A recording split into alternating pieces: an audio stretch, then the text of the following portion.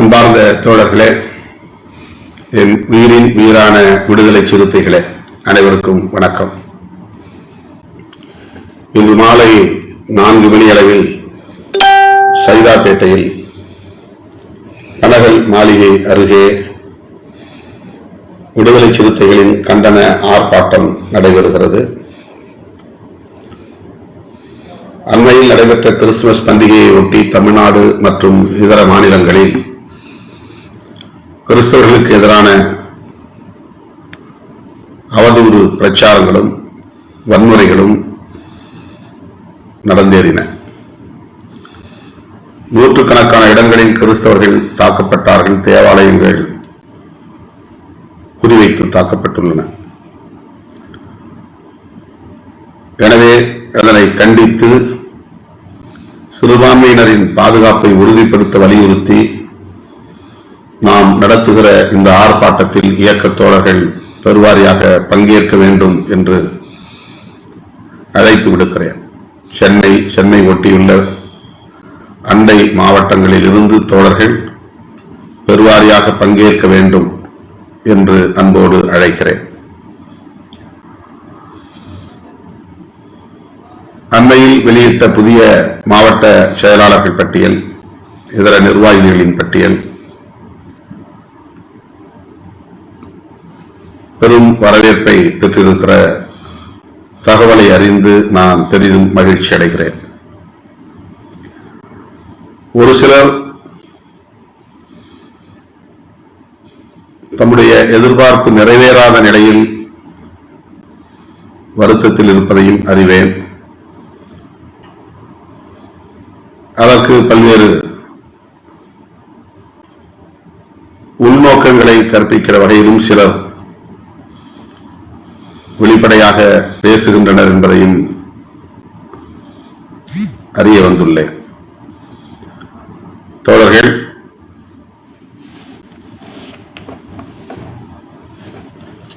இது குறித்து ஒரு சில தோழர்கள் சமூக வலைத்தளங்களில் பதிவு செய்வது பலரிடையே விவாதங்களை உருவாக்கி இருக்கிறது. எனவே அருமை தோழர்கள், சமூக வலைத்தளங்களில் இத்தகைய விவாதங்களை தவிர்க்க வேண்டும் என்று கேட்டுக்கொள்கிறேன். கடந்த 2023ஆம் ஆண்டு நாம் நியமனம் செய்த 144 மாவட்ட செயலாளர்களில் 50 பேரை மாற்றி இருக்கிறோம். அதில் 9 சட்டமன்ற தொகுதிகளில் ஒரே தொகுதியை சார்ந்த 2 பேர் இடம்பெற்றிருந்தார்கள் என்பது முக்கியமானது. அந்த 9 தொகுதிகளில் 4 இடங்களில் 2 பேரையும், அந்த ஒரே தொகுதியை சார்ந்த 2 பேரையும் அந்த பொறுப்பில் இருந்து விடுவித்திருக்கிறோம். எஞ்சிய 5 தொகுதிகளில் விடுவித்திருக்கிறோம். 4 தொகுதிகளில் ஒருவரை மாவட்ட செயலாளராக அப்படியே தக்க வைத்திருக்கிறோம். பூந்தமல்லி, செய்யூர், கடலூர், திண்டிவனம், விருத்தாசலம், கும்பகோணம், கடையநல்லூர், கோவை தெற்கு, ராசிபுரம், இந்த 9 தொகுதிகள். பூந்தமல்லியில் அருள் கௌதமும் தளபதி சுந்தரும் அதே தொகுதியை சார்ந்தவர்கள். அதில் தளபதி சுந்தரை மண்டல செயலாளராக அறிவித்திருக்கிறோம். அருண் கௌதமை அப்படியே தக்க வைத்திருக்கிறோம். விருத்தாசலத்தில் திராவிடமணி, நீதிவள்ளல் 2 பேரும் விருத்தாசலம் தொகுதியை சார்ந்தவர்கள். அதில் திராவிடமணியை 6 மாத காலத்திற்கு தொடர்வார் என்று அறிவித்திருக்கிறோம். நீதிவள்ளலை அதிலிருந்து விடுவித்திருக்கிறோம். கோவை தெற்கு அதில் குரு குமணன் 2 பேரும் ஒரே தொகுதியை சார்ந்தவர்கள். அதில் குமணனை விடுவித்து குருவை தக்க வைத்திருக்கிறோம். கடையநல்லூரில் பண்பொழி செல்வமும் ஜான் தாமஸும் கடையநல்லூர் தொகுதியை சார்ந்தவர்கள். அவர்களில் ஜான் தாமஸை விடுவித்திருக்கிறோம், பண்பொழி செல்வத்தை நீடிக்க வைத்திருக்கிறோம். இவர்களுக்கு 6 மாத காலம்தான் எஞ்சிய பதவிக்காலம். பிறகு அந்த தொகுதிகளில் தேர்தல் நடத்துவதாக நாம் திட்டமிட்டு இருக்கிறோம். அப்படி தேர்தல் நடைபெற உள்ளது. 5 இடங்களில் செய்யூர், தமிழினியும் பொன்னிவளவனும் செய்யூர் தொகுதியை சார்ந்தவர்கள். கடலூரில் செந்திலும் அறிவுடை நம்பியும் கடலூர் தொகுதியை சார்ந்தவர்கள். கும்பகோணத்தில் முல்லைவளவன் ராஜ்குமார் இருவரும் கும்பகோணம் தொகுதியை சார்ந்தவர்கள். ராசிபுரத்தில் மும்பை அர்ஜுன் நீலவானத்து நிலவன் இருவரும் ராசிபுரம் தொகுதியை சார்ந்தவர்கள். இந்த 5 தொகுதிகளிலும் 2 பேரையும் அந்த பொறுப்பிலிருந்து விடுவித்து புதிய நபர்களுக்கான வாய்ப்பை தந்திருக்கிறோம். மற்ற 4 தொகுதிகளில் ஒருவரை எடுத்து ஒருவரை தக்க வைத்திருக்கிறோம். 5 சட்டமன்ற தொகுதிகளில் 2 பேரையும் 10 பேரையும் அதிலிருந்து நாம் விடுவித்திருக்கிறோம். அவர்களில் திலீபனுக்கு மண்டல செயலாளர் திண்டிவனத்தில்,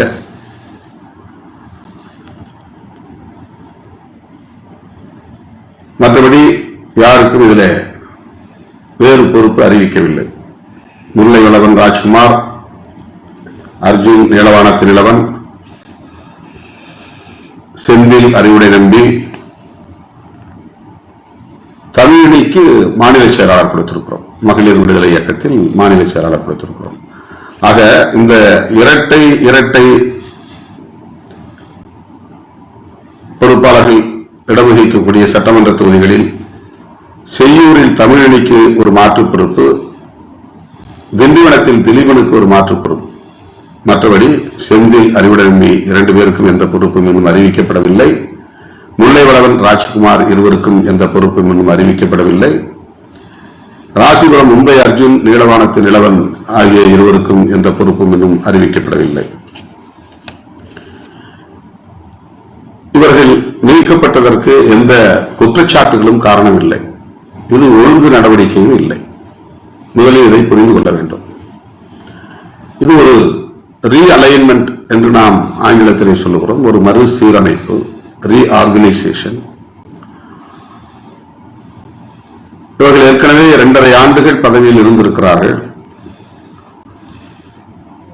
3 ஆண்டுகள் இருக்க வேண்டும் என்பதை இன்னும் 6 மாத காலம்தான் எஞ்சி இருக்கிறது. என்றாலும் கூட அந்த இடத்திலே வேறு ஒருவருக்கு அல்லது இளைஞர்களுக்கு வாய்ப்பு தர வேண்டும். நீண்ட காலமாக அந்த இடங்களில் தொடர்ந்து தமக்கு மாவட்டம் வேண்டும் என்று வலியுறுத்தக்கூடியவர்களுக்கு வாய்ப்பு தர வேண்டும் என்கிற கோணத்தில் சில நடவடிக்கைகளை நாம் மேற்கொண்டிருக்கிறோம். ஆகவே இதை ஒழுங்கு நடவடிக்கையாக யாரும் கருத வேண்டியதில்லை. ஏதோ குற்றச்சாட்டின் அடிப்படையில் மேற்கொள்ளப்பட்ட நடவடிக்கையாகவும் கருத வேண்டியதில்லை. ஏதோ காரணத்தால் எடுத்துவிட்டார் என்று அதற்கு உள்நோக்கம் கற்பிக்க வேண்டிய அவசியம் இல்லை. யாரோ இன்ஃப்ளூயன்ஸ் செய்து சொல்லித்தான் அதை செய்துவிட்டார் என்று நீங்கள் கற்பனையாக ஒரு முடிவுக்கு வர வேண்டாம் என்று நான் தோழமையோடு கேட்டுக்கொள்கிறேன். அந்த 144 பேரில் இவர்கள் தவிர மேலும் 40 பேரை நாம் நீக்கியிருக்கிறோம், நடவடிக்கை எடுத்திருக்கிறோம். இதற்கெல்லாம் நாம் காரணம் கற்பித்துக் கொண்டிருக்க முடியாது.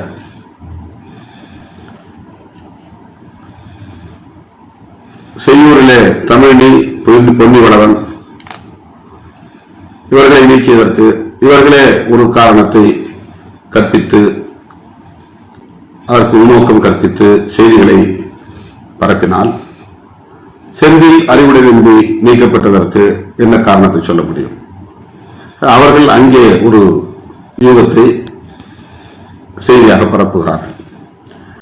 உங்களை அந்த இடத்தில் ஏற்கனவே 2.5 ஆண்டுகளுக்கு முன்பு நான் நியமிக்கிற போது எந்த செல்வாக்கின் அடிப்படையில் அல்லது எந்த சிபாரிசின் அடிப்படையில் அல்லது யாருடைய தூண்டுதலின் அடிப்படையில் நான் நியமித்தேன். அன்றைக்கும் நான் உங்களுக்கு இந்த வாய்ப்பை தர வேண்டும் என்று மனப்பூர்வமாக முடிவெடுத்துதான் அதை செய்தோம். அதை இன்றைக்கு நினைத்து பார்க்க வேண்டும். அந்த வாய்ப்பை நமக்கு வழங்கியவர் நம்முடைய கட்சி தலைவர், நம்முடைய அண்ணன். 2.5 ஆண்டுகள் இந்த பணியை ஆற்றுவதற்கான நமக்கு வாய்ப்பை தந்தவர், அந்த வாய்ப்பை நமக்கு தந்தவர் என்று அதை எண்ணி பார்க்க வேண்டும். அவ்வாறு இல்லாமல் அதற்கு உள்நோக்கம் கற்பிப்பது கட்சியின் கட்டுக்கோப்பை சீர்குலைப்பதாக அமையும் என்பதை தோழர்கள் தயவு கூர்ந்து சிந்தித்து பார்க்க வேண்டும் என்று கேட்டுக்கொள்கிறேன். இந்த பொறுப்புகளுக்காக தொடர்ந்து 3 முறை 4 முறை என்று கடுமையாக போட்டியில் இருந்தவர்கள் இந்த முறையும் அந்த வாய்ப்பு கிடைக்காத நிலையில் வழியோடு இருக்கிறார்கள். ஆக 3 முறை 4 முறை என்று போட்டியிட்டு இந்த இடத்திலே நமக்கு வாய்ப்பு கிடைக்கவில்லை என்கிற வழி ஒரு புறம். ஆனால் மறுபடியும் ஒரு மாநில பொறுப்பு அல்லது மண்டல பொறுப்பு என்கிற வாய்ப்பு கிடைத்த நிலையில் அதிலும் திருப்தி இல்லை என்கிற வழி உங்களுக்கு ஒரு புறம். வாய்ப்பே கிடைக்காதவர்களின் வழி எத்தகையதாக இருக்கும் என்பதை தோழர்கள் எண்ணி பார்க்க வேண்டும் என்று கேட்டுக்கொள்கிறேன். எங்கே கடுமையான அழுத்தங்கள் இருக்கின்றனவோ, அதாவது அழுத்தங்கள் என்றால் போட்டி, இந்த முறை எங்களுக்கு தாருங்கள், ஏற்கனவே ஒருவருக்கு தந்திருக்கிறீர்கள், எங்களுக்கு இந்த முறை இந்த வாய்ப்பை கொடுங்கள் என்று வற்புறுத்துகிற நிலை, அவர்களே போட்டியிடக்கூடியவர்களே அல்லது கெஞ்சி கேட்கிற ஒரு நிலை இருக்கவே செய்கிறது. அதையும் நான் புறந்தள்ளிவிட முடியாது. அவர்களையும் நான் அரவணைக்க வேண்டிய தேவை இருக்கிறது. அவர்களை அலட்சியப்படுத்திவிட்டு இருப்பவர்களே இருக்கட்டும் என்றும் நான் அப்படியே கடந்து செல்ல முடியாது. வாய்ப்புள்ள இடங்களில் மாற்றி இருக்கிறோம், வாய்ப்பில்லாத இடங்களில் சரி அவர்கள் தொடரட்டும் என்று அனுமதித்திருக்கிறோம். எனவே இதை தோழர்கள் நேர்முறையான அடிப்படையிலே புரிந்து கொண்டு, அதாவது பாசிட்டிவ் அப்ரோச் புரிந்து கொண்டு, நமக்கு இத்தனை ஆண்டுகள் பணியாற்றக்கூடிய வாய்ப்பு கட்சியில் கிடைத்தது என்கிற அளவிலே மகிழ்ச்சி அடைந்து, அடுத்து வேறு என்ன பொறுப்பை பெறலாம், அதற்கு எப்படி நாம் அணுகலாம் என்கிற அடிப்படையில் யோசிக்க வேண்டும். இது உங்களுக்கு நான் விடுக்கிற அன்பான வேண்டுகோள். காஜா மொய்தீன் மாவட்ட செயலாளர் கோவை தெற்கிலிருந்து மாற்றி மண்டல துணை செயலாளராக அறிவிக்கப்பட்டிருக்கிறார். அவரை அங்கே தெற்கு பகுதியில் நியமிக்கிற போதே அவர் வீரபாண்டி தொகுதியை சார்ந்தவர், வாக்கு அவருக்கு அங்கேதான் இருக்கிறது, அவரை இந்த தொகுதியிலிருந்து மாற்ற வேண்டும் என்கிற கோரிக்கை இந்த சட்டமன்ற தொகுதி வாரியாக பொறுப்புகளை நியமிக்கிற போது நிறைவேற்றப்பட வேண்டும் என்று திரும்ப திரும்ப ஒரு அழுத்தம் இருந்தது. அப்போதே நான் அடுத்த முறை வருகிற போது அந்த கோரிக்கையை பரிசீலிக்கிறேன் என்று கூறியிருந்தேன். ஆகவே அவர் வீரபாண்டி தொகுதியை சார்ந்தவர் தான் என்பதை மறுபடியும் தோழர்கள் உறுதிப்படுத்திய நிலையில் அவருடைய நேட்டிவ் கான்ஸ்டிட்யூன்சி அந்த தொகுதியிலே அவரை போட முடியவில்லை. ஆகவே அவருக்கு மண்டல துணை என்கிற பொறுப்பு வழங்கப்பட்டிருக்கிறது. அவர் மீது எந்த குற்றச்சாட்டும் இல்லை. ஒழுங்கு நடவடிக்கை என்கிற பெயரில் இது மேற்கொள்ளப்படவில்லை. காஞ்சிபுரத்திலே வழக்கறிஞர் மதி ஆதவன் சிறப்பாகவே பணியாற்றிக் கொண்டிருந்தார். அவரை நாம் அந்த இடத்திலிருந்து எடுத்து மண்டல துணை செயலாளராக போட்டிருக்கிறோம். மாவட்ட செயலாளர்கள் மட்டும்தான் உங்கள் பார்வை இருக்கிறது. எனக்கு மண்டலத்தில் பொறுப்புகளுக்கு ஆள் தேவை, மண்டல செயலாளர், மண்டல துணை செயலாளர், மாநில அளவிலான பொறுப்புகளுக்கு ஆள் தேவை, மாநில செயலாளர்கள், மாநில துணை செயலாளர்கள், முதன்மை செயலாளர்களுக்கு ஆள் தேவை. ஒவ்வொரு அணிக்கும் 50 பேர் மாநில அளவில் பொறுப்பாளர்களை நியமிக்க இருக்கிறோம். அதற்கு ஆட்களை நான் தேடுகிற போது இப்ப காஜா மொய்தீனை நான் எலிவேட் பண்ண வேண்டிய தேவை இருக்கிறது. தமிழணி மகளிர் விடுதலை இயக்கத்திற்கு அந்த பகுதியிலே நான் யாரை மாநில செயலாளராக போடுவது என்று பார்க்கிற போது 1-2 பெயர்கள் தான் அதிலே கிடைக்கின்றன. இப்ப தமிழணியை மாநில செயலாளராக உயர்த்தலாம் என்ற கணக்கின் அடிப்படையில் தான் அவருக்கு அந்த வாய்ப்பு வழங்கப்பட்டிருக்கிறதே தவிர அவர் மீது யாரும் எந்த குற்றச்சாட்டையும் சொல்லவில்லை. அது ஒழுங்கு நடவடிக்கையாக மேற்கொள்ளப்படவில்லை. இப்படி ஒவ்வொருவருக்கும் நான் விளக்கம் சொல்ல முடியும். தோழர்கள், மேலோட்டமாக இதை நான் சொல்லுவதில் இருந்து ஆழமாக உங்களால் புரிந்து கொள்ள முடியும் என்று நான் நம்புகிறேன். ஆவு அதியமான் அவரும் நெய்வேலி மற்றும் குறிஞ்சிப்பாடி ஆகிய 2 தொகுதிகளுக்கு விண்ணப்பித்திருந்தார். அவருக்கு கிடைக்கவில்லை என்பதும் என்னை அவர் சந்தித்திருக்கலாம், அவருடைய வழியை என்னிடத்தில் பகிர்ந்திருக்கலாம். நான் இருந்த எதிர்பார்ப்போடு இருந்தேன், ஏமாற்றம் அடைந்து விட்டேன் என்று கூட அந்த வழியை பகிர்ந்திருக்கலாம். ஆனால் உடனடியாக அவர் முகநூலிலே பேசி பதிவிட்டது பலரும் அதே பாணியை பின்பற்றுவதற்கான ஒரு சூழலை உருவாக்கியது. சிலர் வீடியோ போடவில்லை, ஆனால் முகநூலிலே எழுதக்கூடிய நிலை உருவானது.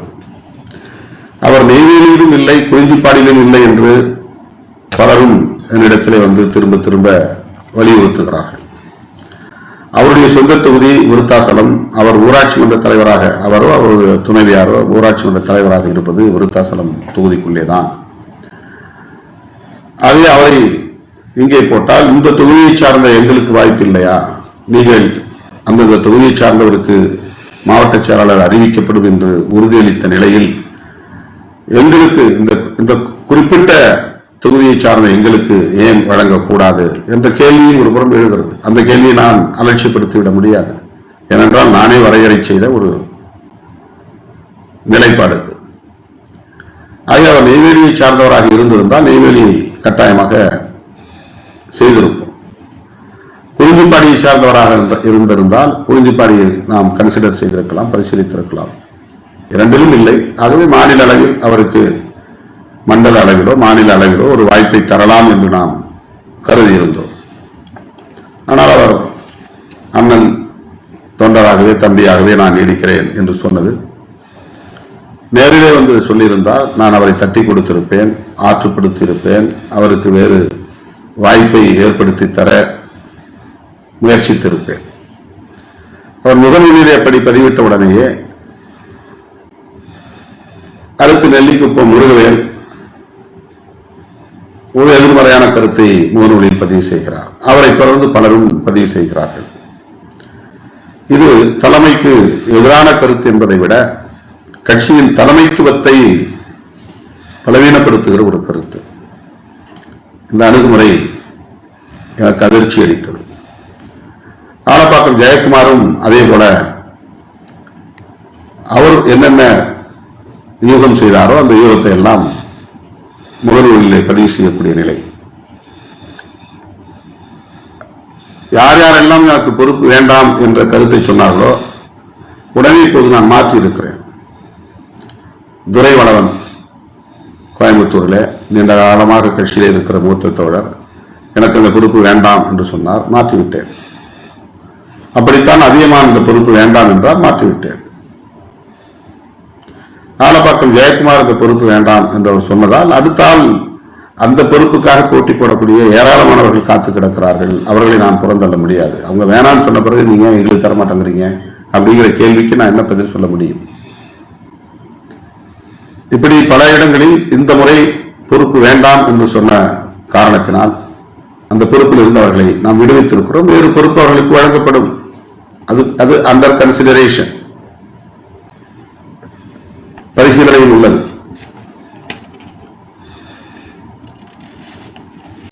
அதே போல தமிழ்நாடு தகுதி அளவில் தவிர்க்க முடியாத சில காரணங்களால் இந்த மாற்றங்களை செய்திருக்கிறோம். 734 பேர் மட்டும்தான் மாவட்ட செயலாளராக நியமிக்க முடியும். ஆனால் 2000க்கும் மேற்பட்டவர்கள் மாவட்ட செயலாளர் பொறுப்புக்கு விண்ணப்பித்திருக்கிறார்கள். இந்த 234க்கும் சேர்த்து 2000க்கும் மேற்பட்டவர்கள். சரியான எண்ணிக்கையை நான் 2 நாளில் உங்களுக்கு தெரிவிப்பேன். 1000க்கு மேற்பட்டவர்கள் என்று சொல்லலாம். கிட்டத்தட்ட 1800 பேருக்கு மேல் இருக்கும். ஆக 234 பேரை மட்டும் நான் தேர்வு செய்துவிட்டு மிச்ச அத்தனை பேரையும் நான் ஆற்றுப்படுத்த வேண்டும், அவர்களுக்கு விளக்கம் சொல்ல வேண்டும், அவர்களை அரவணைக்க வேண்டும், அவர்களுக்கு மாற்று பொறுப்பு தர வேண்டும் என்பது எனக்கு எவ்வளவு பெரிய நெருக்கடி என்பதை தோழர்கள் புரிந்து கொள்ள வேண்டும். முல்லைவளவனோ, ராஜ்குமாரோ, நீதிவல்லனோ, ஜான் தாமஸோ, அர்ஜுனோ, நீலவானத்து நிலவனோ, அறிவிடை நம்பியோ, செந்திலோ, பொன்னிவளவனோ இதுவரையில் எந்த எதிர்மறை கருத்தையும் பதிவு செய்யவில்லை. கட்சிக்கு அல்லது தலைமைக்கு எதிராக எந்த கருத்தையும் சொல்லவில்லை. அவர்களுக்கு உரிய நேரத்தில் உரிய பொறுப்பு வழங்கப்படும் என்கிற உறுதியை நான் சொல்ல கடமைப்பட்டிருக்கிறேன். 10% தலித் அல்லாதவர்களுக்கு 10% பெண்களுக்கு என்று நாம் கடந்த முறையே முடிவு செய்ததன் அடிப்படையில் இந்த முறை நாம் 10% நிரப்பியிருந்தால் பெண்கள் 23 பேர், தலித் அல்லாதவர்கள் இஸ்லாமியர்கள் உட்பட 23 பேர் நியமிக்கப்பட்டிருக்க வேண்டும். ஆனால் தலித் அல்லாதவர்களை நான் எண்ணி பார்த்தபோது எல்லாவற்றையும் முடிவு செய்து கடைசியாக தொகுத்து பார்த்து இத்தனை சதவீதம் அதில் இருக்கிறதா என்று நான் கணக்கு பண்ணி பார்க்கிற போது 5 பேர் தான் தலித் அல்லாதவர்கள், 7 பேர் 8 பேர் முஸ்லீம்கள். இந்த முஸ்லீம் அல்லாத நான் தலித் சேர்த்து 12 பேர் என்பதுதான், 12-13 பேர் தான் வந்தாங்க. மொத்தத்தில் 23 பேர் போடணும்.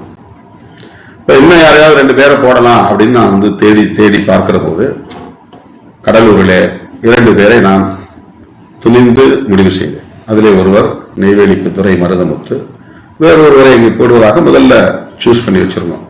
ஒரு சட்டமன்ற தொகுதிக்கு 8 பேர் 10 பேர் அல்லது 15 பேர் விண்ணப்பிச்சிருந்தாங்கன்னா அவர் மொத்தமாக படித்து பார்த்துட்டு அதில் 3 பேரை முதல்ல சூஸ் பண்ணுறோம். யார் ரொம்ப டைட் காம்படிட்டராக இருக்காங்க, யார் ஓரளவுக்கு வேலையாக டைனமிக்காக வேலையை செய்வாங்க, அதை தீவிரமான போட்டி போடக்கூடியவங்களை நம்ம பிறந்துவிட முடியாது. கட்டாயமாக வேணும் அப்படின்னு போட்டி போடுறவங்க ஃபர்ஸ்ட் நம்ம வந்து ஒரு ப்ரையாரிட்டி பார்க்குறோம். இப்போ அவங்க எத்தனை வருஷமாக கட்சியில் இருந்துக்கிறாங்க, எவ்வளவு போராட்டங்களில் பங்கேற்று இருக்கிறாங்க, எல்லா நிகழ்ச்சிகளையும் இவங்க வந்து பங்கேற்று இருக்கிறாங்களா இல்லையா அப்படிங்கிறதெல்லாம் நம்ம வந்து ரீகால் பண்ணி பார்க்குறோம். அவங்க கட்சியில் சேர்ந்த ஆண்டு எப்போ, அவங்களுடைய வயது என்ன, அவங்க இப்போ சிட்டிங் பொசிஷன் என்ன, ஏற்கனவே என்ன பொறுப்பில் இருந்தாங்க, திடீர்னு ஒரு முகாம் அமைப்பாளரை முகாம் செயலாளரை எந்த பொறுப்பிலுமே இல்லாத ஒருத்தரை மாவட்ட செயலாளர் போட்ட முடியாது. நேரடியாக பேரண்ட் பாடியில் ஏதாவது ஒரு வேலையில் ஒரு பொறுப்பில் இருந்திருக்கணும், அல்லது துணைநிலை அமைப்பில் ஒரு மாவட்ட நிர்வாக அளவில் இருந்திருக்கணும். கட்சியில் ஒரு ஒன்றிய செயலாளர், நகர செயலாளர் அளவில் 15 வருஷம் 20 வருஷம் கூட இருந்தவங்க இருக்கிறாங்க. இந்த மாதிரி குறைந்தபட்ச அனுபவம் கட்சிக்குள்ள அவங்களுக்கு இருந்தால் அவங்கள கன்சிடர் பண்ணணும் அப்படிங்கிற அடிப்படையில் தான் 3 பேரை தேர்வு பண்ணி அந்த 3 பேரில் கடைசியாக ஒருவரை நாம் முடிவு செய்கிறோம். இப்போ நெய்வேலியில் வேற ஒரு பேரை சூஸ் பண்ணி வச்சிருந்தோம். 3 பேரை தேர்வு பண்ணி அதை வேற ஒரு பேரை தேர்வு பண்ணி அறிவிக்க போகிற நேரத்தில் நான் டோட்டலாக கணக்கு பண்ணி பார்க்குறேன். கணக்கு பண்ணி பார்க்கும்போது வெறும் 5 பேர் தான் நான் தலித் வராங்க. அதில் 8 பேர் வந்து முஸ்லீம், 8 5 13 பேர், 23 பேர் வேணும். இன்னும் 10 பேர் எங்கே தேடுறது? அப்படியே தேடி பார்க்கும்போது நமக்கு கடலூரில் இந்த 2 பேர் கண்ணுக்கு படுறாங்க. ஒருத்தர் துறை மருதமுத்து, இன்னொருவர் பூவாலை தமிழ்வளவன், பூவாலை ஸ்ரீதர் என்கிற தமிழ்வளவன். இப்போ கடலூர் மாவட்டத்தில் நம்ம வந்து சாதிக்க முடியும். அந்த அளவுக்கு நம்ம வந்து இப்போ வன்னியர் சமூகத்தோட விடுதலை சிறுத்தைகள் கட்சி இணக்கமான ஒரு உறவை பேணி வருகிறது. இந்த 2 பேரும் கிட்டத்தட்ட 20-25 ஆண்டுகளாக கட்சியிலே இருப்பவர்கள். சிதம்பரம் தொகுதியில் பெரிய அளவில் வன்முறை வெறியாட்டம் நடந்த போது அவர்கள் சிறுத்தைகளாய் இருந்துதான் பணியாற்றினார்கள், சாதியாய் இருந்து ஒதுங்கி நிற்கவில்லை. துறை மருதமுத்து கட்சியை பயன்படுத்தி, கட்சி பெயரை பயன்படுத்தி, தலைமை பெயரை பயன்படுத்தி எந்த தப்பும் செய்தவர் இல்லை. பல்வேறு வழக்குகளை சுமந்தவர். அவருக்கு மீண்டும் ஒரு வாய்ப்பு தருவதிலே என்ன குறை? ஆகவே அவருக்கு தருவோம் என்றுதான் தந்தோம். ஆவு அதிகமானுக்கு இல்லை என்று விட்டு அவரை விட தகுதி குறைந்த யாருக்கும் நான் தந்து விடவில்லை. துறை மருதமுத்துக்கு தந்ததில் அவருக்கே உடன்பாடு இருக்கும். கட்டாயமாக அவர் இதை சரியான தேர்வு என்றுதான் அவருடைய மனசாட்சி சொல்லியிருக்கும். அது வேறு. பூவாலை ஸ்ரீதர் ரொம்ப பொலைட், ரொம்ப சாஃப்ட், கட்சிக்கு விசுவாசமாக இருக்கக்கூடியவர். நம்முடைய தோழர்கள் யாரும் அவர் மேலே இதுவரை எந்த குற்றச்சாட்டும் சொன்னதில்லை. எவ்வளவு நெருக்கடியில் நம்மோடு தான் கட்சி பக்கம்தான் நின்று போராடி இருக்கிறார். எந்த ஒரு ஆக்டிவா வேலை செஞ்சார் அப்படிங்கிறதுலாம் ஒரு புறம். ஆனால் அவர் 25 ஆண்டுகளுக்கு மேலாக இந்த கட்சியிலே ரொம்ப லாயலா இருக்கிறார் என்கிற அந்த ஒரு தகுதி. அப்போ இந்த 2 பேரும் சேர்த்து மொத்தத்தில் 15. அந்த 15 8 பேர் முஸ்லீம், 7 பேர் தலித் அல்லாதவர்கள். இப்படிதான் நான் கணக்கு பார்க்கிறேன். உங்களுக்கு வேற வேற கற்பனைகள் போகுது. எனக்கு அப்படி இல்லை. நான் ஓவராலா பார்க்கிறேன். 234 பேர்ல மொத்தம் 5 பேர் தான் தலித் அல்லாதவர்கள், முஸ்லீம் அல்லாதவர்களாக இருக்கிறாங்க. 8 பேர் முஸ்லீம்கள் இருக்கிறாங்க. அப்ப நம்ம 23 பேரை தேர்வு பண்ணணும். இருக்கிறாங்க, நிறைய பேர் இருக்கிறாங்க. அவங்க எல்லாத்தையும் நிறைய மாவட்ட துணை செயலாளர் போட்டுருவோம். ஏகப்பட்ட பேரை மாவட்ட துணை செயலாளர் போட்டுருவோம். பட் அவங்கள டக்குன்னு நான் மாவட்ட செயலாளரா எலிவேட் பண்ண முடியாது. அப்படிப்பட்ட நிலையில நான் தேடி தேடி பார்த்து தான் அங்க பிக்ஸ் பண்ணிருக்கிறோம். கடலூர்ல போட்டா நீங்க அக்செப்ட் பண்ணிக்குவீங்கிற ஒரு நம்பிக்கை தான் எனக்கு. ஓரளவுக்கு அரசியல்படுத்தப்பட்ட ஒரு பக்குவப்பட்ட ஒரு மாவட்டம், விடுதலை சிறுத்தைகள் வலுவாக இருக்கிற ஒரு மாவட்டம், வன்னியர்களோடு இணக்கமாக இருக்கிற அளவுக்கு பக்குவம் அடைந்திருக்கிற பொறுப்பாளர்கள். எனவே தோழர்கள் அதை ஏற்றுக்கொள்ள வாய்ப்பு இருக்கிறது என்கிற நம்பிக்கையின் அடிப்படையில் தான் பூவாலை ஸ்ரீதர் என்கிற தம்பியையும் துரை மருதமுத்து என்கிற தம்பியையும் மாவட்ட செயலாளர்களாக நியமிக்கிற முடிவை நான் மேற்கொண்டேன். செல்வமணி இருக்கிறாரு, பெரு சரித்திரன் இருக்கிறாரு, பழைய பொறுப்பாளருக்கு நீதிவளன் இருக்கிறாரு, மாவட்ட செயலாளருக்கு காம்படிஷன் ஆலம்பாடி ஸ்ரீதர் தடா கதிரவன் எனக்கு இந்த முறை நீங்க கொடுத்தே தீரணும் அப்படின்னு கேட்டாரு. முருகானந்தன் கேட்டாரு. நிறைய பேர் இப்போ 1-2 ஞாபகத்தில் சொல்றேன். இந்த மற்ற தோழர்கள் பேர் சொல்றேன், யாரும் தப்பா எடுத்துக்க வேண்டாம். சிதம்பரத்தெல்லாம் காம்படிஷன் அதிகம்.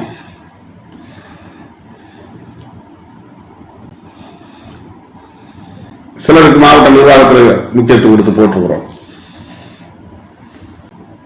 இப்போ இவரை தேர்வு பண்ணியிருக்கிறேன்னு சொன்னா இதுக்கு நான் சுதந்திரமா எடுத்த முடிவு. அதுல யாரும் என்ன இன்ஃபுளுயன்ஸ் பண்ணல.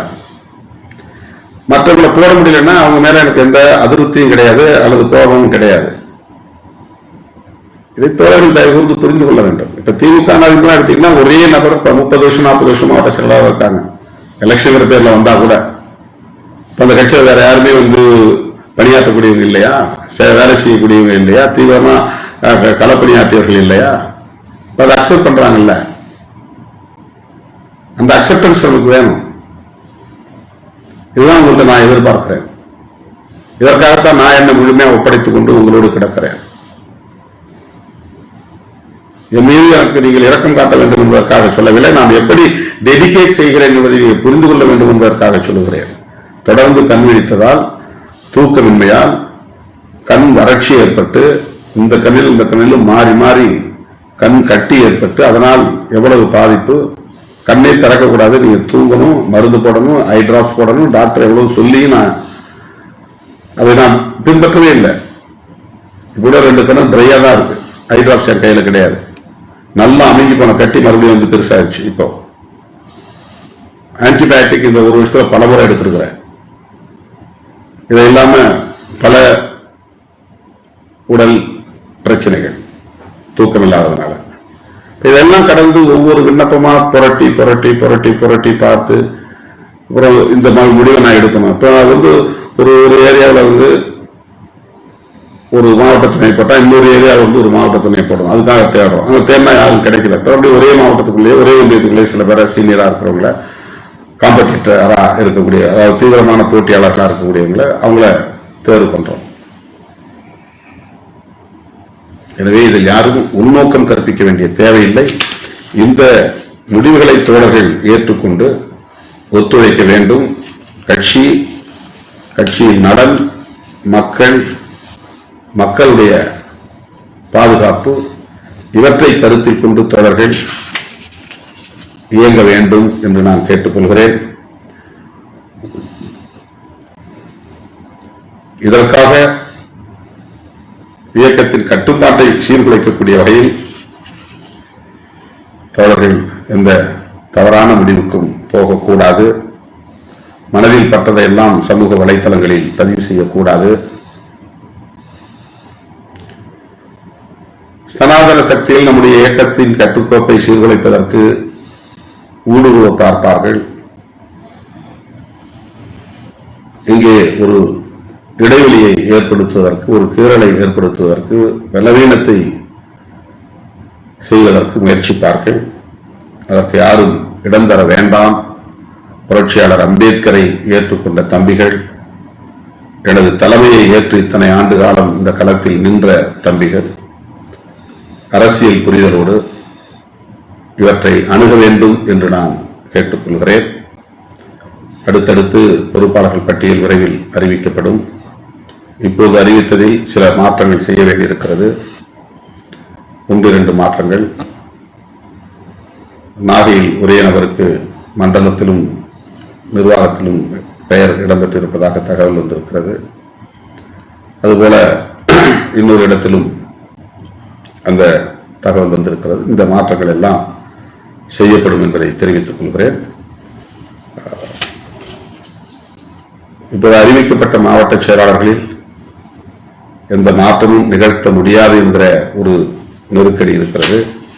அருமை தம்பிகள், இதை புரிந்து கொள்ள வேண்டும். எனக்கு நீங்கள் ஒத்துழைப்பு நல்க வேண்டும். இது என்னுடைய வேண்டுகோள். நன்றி, வணக்கம்.